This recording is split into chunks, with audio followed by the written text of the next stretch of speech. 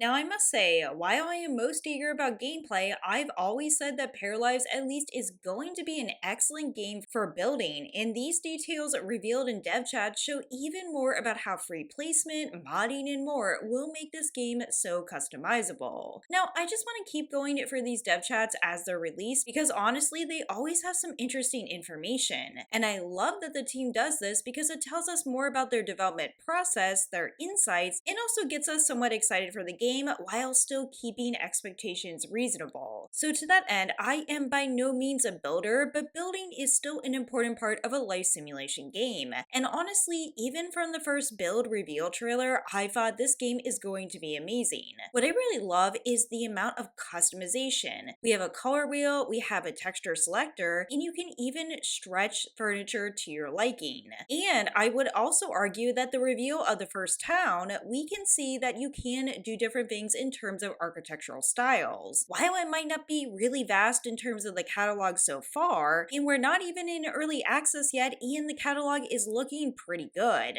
But let's get right into it, and we're going to start first with talking about free placement tools. So keep in mind, we do have free placement in this game, even without any mods. However, of course, there are some challenges to this and some things that can occur. As this person asks, with free placement, how challenging has it been to ensure that paras can access things like toilets when they are placed in a weird area? And their answer is, you have to understand that if a toilet isn't accessible via pathfinding because it's blocked, it's not our top priority to make sure the para will go on top of the furniture to be able to get to it. This will be something we tweak and improve as we playtest the game, but our main objective is to allow interactions to proceed normally in normal conditions. If you move your toilet on top of a drawer or place a wall in front of it, the para will not be able to get to it. Now, honestly, I think this is perfectly reasonable. In fact, I don't think they need to ever prioritize that. I think that if you do put something in an area where it doesn't make sense to be accessed, then you shouldn't expect the para to be able to access it. But I do really appreciate we have that freedom and that free placement to do whatever you want with our builds. But next, we're going to be talking about something that is the bane of my existence, and that is roofing. Now, honestly, making a roof feels impossible to me. That's partially why I don't like to build and I prefer to just decorate. Currently, they do not have the option to make a hexagon, but you can make a cone and some other shapes too.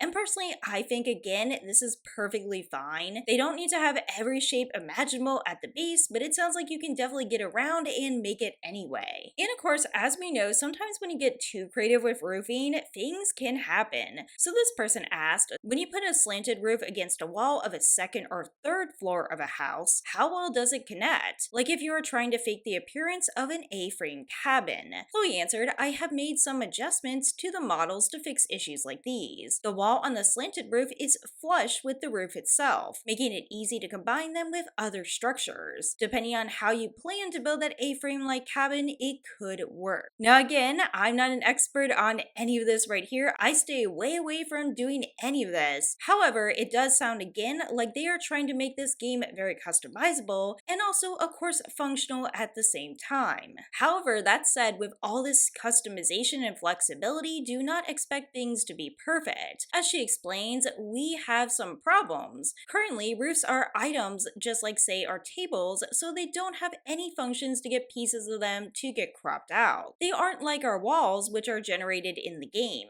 Roof systems are complex to make. We created the roofs as they are, so they would be present in the game upon early access, but they are nowhere near their final form. Things like this may be ironed out as we improve our system. So in short, it is possible you're going to see some clipping, and I know this occurs also in Sims 4, but of course it's not in its final state, and of course there are still imperfections. Now, one thing I will say I am interested in is the ability to have attics. Attics would be really great for storage, but also just the idea of having family treasures up there or heirlooms. So the question is, can we actually make attics? Well, the answer is not so simple. Because our basic roof system is just made up of roof items, there is no default option to actually make an attic. You could, however, build an attic floor if you want to.